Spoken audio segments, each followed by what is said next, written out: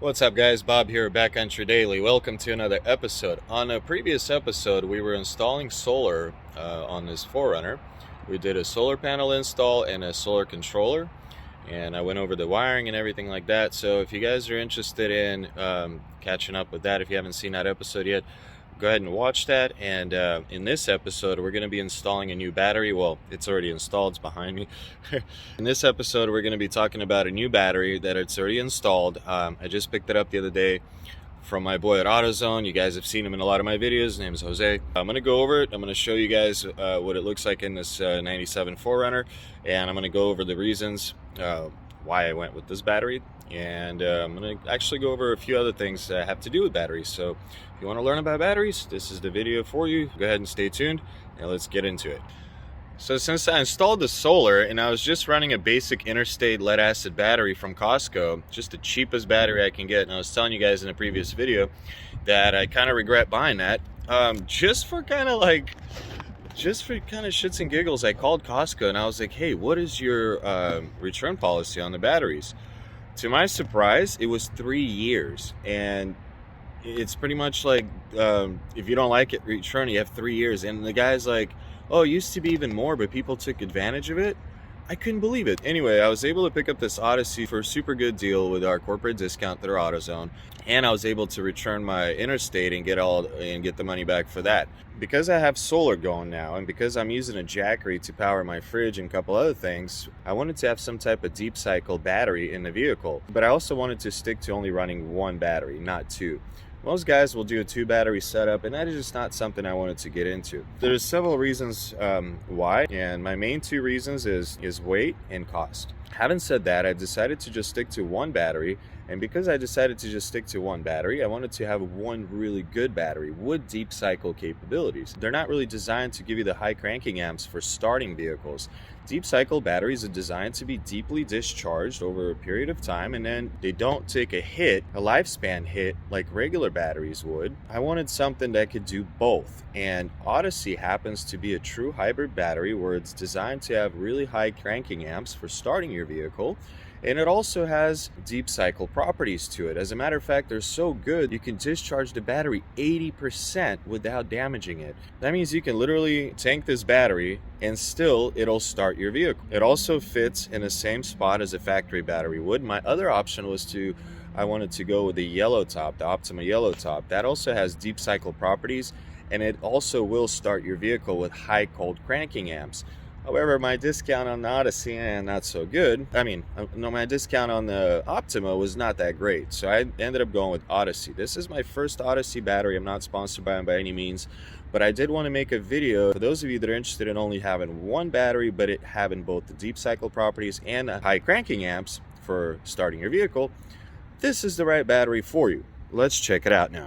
Alright, so here we have it. The part number is ODP AGM24F. So it is an AGM sealed battery, but it does have acid in it, and it does have lead in it. As a matter of fact, the way the lead plates are designed in this battery, it has really low internal resistance and really long lifespan. These batteries have been known to last 8 years, sometimes even 10. They said with the proper maintenance, you can expect it to easily last around 8 years. This is, like I said, my first Odyssey battery, so hopefully it will last me that long. I'm going to do whatever it takes to keep it, properly maintained and not do anything to it that's going to hurt its life cycle or lifespan, and just kind of enjoy its cool technology. Here's what we got going on here. And those of you that haven't seen the video of me installing this 4-circuit fuse box from Blue Sea, and these brass terminal connectors that are really good. And in all my electronics, we have the LED lights in the front, we have the ham radio, we have the 12-volt always hot socket on the inside, and we have our solar that's feeding actually power into the battery. And the way I have this set up, it actually still allows for the positive terminal to be covered and protected. So there you guys have it. Well, there you have it. That's the battery. And for those of you that haven't seen my solar yet, let me show you that too.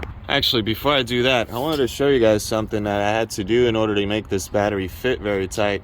Is I had to cut up a little aluminum angle iron and just kind of put 3 pieces here and 1 piece there. And now this battery is so snug. It is slightly different size. This is a 24F group size. This vehicle will also take a group size 35. However, if you do the spec comparison on the Odyssey 24F versus 35, you do have more capacity, more reserve capacity on here. You have higher cold cranking amps, higher regular cranking amps, just overall higher capacity. Having said that, I prefer to go with the 24F. Some people said a group 31 will fit in here with some modifications. I did not want to do that because honestly, with the specs on this battery being the way they are, you really don't need anything else from what I understand. So go ahead and get yourself a 24 if you have this 4Runner. It also fits other year 4Runners, and that should be an upgrade from a group 35 for sure. And we'll go over, when I go back inside by the computer, we'll go over all the specs on cranking amps on this one versus group 35 Odyssey versus Yellow Top Optima group 35, because Yellow Top Optima does not make group 24. All right, now you guys could see it during the day. Looks really good, and then you could see the way we use the mounts and the U-bolts. And I used the coolant hose to go in between the panel and the metal so it won't vibrate anymore. Now it's really tight on there. Okay, you guys already saw my solar panels, and now this is my solar controller. I have it mounted here in the floorboard of the 4Runner, as you guys can see. So this is a solar voltage, this is a solar amperage supplied to the battery currently, and that is the battery voltage currently. And right now there's no draw, so nothing's leaving the battery, it's just keeping it topped off, pretty much floating it. Alright guys, so let's take a look here. This is the ODP AGM24. This is the battery that I have. 10.9 length, 6.8 width, 8.8 height. So here we go. The specs that they give you, pulse hot cranking amps. So these are the amount of amps the battery can put out for the first 5 seconds while maintaining a certain voltage, or not falling below that certain voltage. So in this case, it's 1300. You have 725 cold cranking amps, have 950 hot cranking amps, and then 825 marine cranking amps. That's basically meaning each cell has to maintain, I believe, 1.3 volts or something like that at 32 degrees Fahrenheit. And here's the reserve. The reserve is in minutes. And using this formula down here, and I'll explain that in a second, you can derive amp hours from minutes. So not all batteries are going to give you the amp hour rating. You kind of have to calculate that yourself. So in this case, it is 64.58 amp hours. Well, let's just call it 65. So now we're looking at the same battery, group 35, also Odyssey, about an inch shorter. It's a little bit wider, like 1/10 of an inch wider, and it's like 1/4 of an inch shorter in height. So immediately you could see you get 100 less pulse hot cranking amps, 50 less cold cranking amps, you get 50 less hot cranking amps, you have 55 less marine cranking amps, and you have pretty much 20 less amp hours of capacity. Well, 19 or whatever, but pretty big difference here. So both of these batteries visually are going to be about the same size, and they weigh about the same. They're about 5-pound difference between the two, and they're going to take up the same visual space under the hood of your 4Runner, and they cost exactly the same. I mean, to the nearest dollar. It's almost a no-brainer to go with the 24F because of the obvious capacity difference there. Now let's take a look at the Yellow Top Optima 35. It is shorter. It is about the same width. I'm not sure why I'm getting 2 different numbers for the height. I believe that number is with the little tray that they give you, and this number is without the tray. That's my thinking.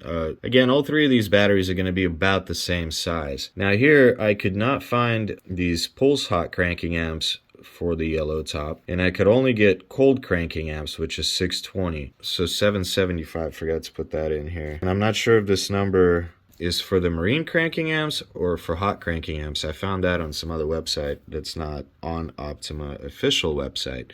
So let's just assume it's either hot cranking amps or marine cranking amps, whatever. It's still a lot less than these numbers here. And then with the yellow top, we get 130 reserve minutes, which translates to 54.17 amp hours. Less than that, but more than that. Out of these three batteries, it's pretty much a no-brainer to go with the Group 24 Odyssey. Those of you guys that like the yellow top, personally, I've always been an Optima fan, but I've heard their quality went way downhill. And I have their red top in my Jeep, and I've had that in there for years. And I was planning on getting the yellow top for the 4Runner. Like I said, with my discount, I was able to get the 24F Odyssey cheaper than the yellow top Optima. And let's go over this formula really quick. So let's just take in 130, this number here, 130 reserve minutes. So to get from reserve minutes to amp hours, you take your reserve minutes, you multiply it by 60 seconds, and then you get your answer in seconds, so 7,800 seconds. You take 7,800, multiply that by 25, and that gives you 195,000 coulombs of charge. So that's how much the battery holds in terms of charge in a measurement of coulombs. And then you take those 195,000 coulombs divided by 3,600, and that gives you a total reading or rating of 54.17 amp hours. So there you guys have it. That's how you can convert your reserve minutes of any battery into amp hours. Hopefully this helps. This is going to apply to those guys with the 4Runners, 3rd gen. I believe the newer ones are also called for the same size batteries, because I did read some guy with like a 2015 was running this battery, and he was very satisfied with it in one of the reviews. So I'm just going to assume that it fits all the 4Runners from the 3rd gen and on. Correct me if I'm wrong. I don't know about the newer ones. I have a 3rd gen 97. It definitely fits it. And it's very clear here that the 24F is an obvious winner. So I hope this video helps those of you that are interested in buying a new battery for your 3rd gen, interested in only keeping one battery. And even if you're going to add another battery for your secondary battery, I would add a straight marine deep cycle 100 amp hour battery, even 150 amp hour battery. It depends how much weight you could spare. You run an isolator, run a DC to DC charger, whatever you need to do, and get that secondary battery dedicated deep cycle. Don't get a hybrid one. But if you're only going to run one battery like me, you obviously need it to be also starting your vehicle. So go ahead and get a hybrid battery. And I recommend this one. All right, guys. Well, thanks for watching. That's all I have for you today. I hope you enjoyed this video. I hope this video helps those of you out that are working on your 12-volt electrical system and working on upgrading it and wanted to have a battery that'll give you more peace of mind than just your standard battery, and a little bit longer life cycle and lifespan. So if you enjoy this kind of content, go ahead and hit that like button. It helps out my channel. Product links in the description below. And if you haven't subscribed, so please do, because it does, like I said, help out the channel. And we will see you guys in the next video. Take care.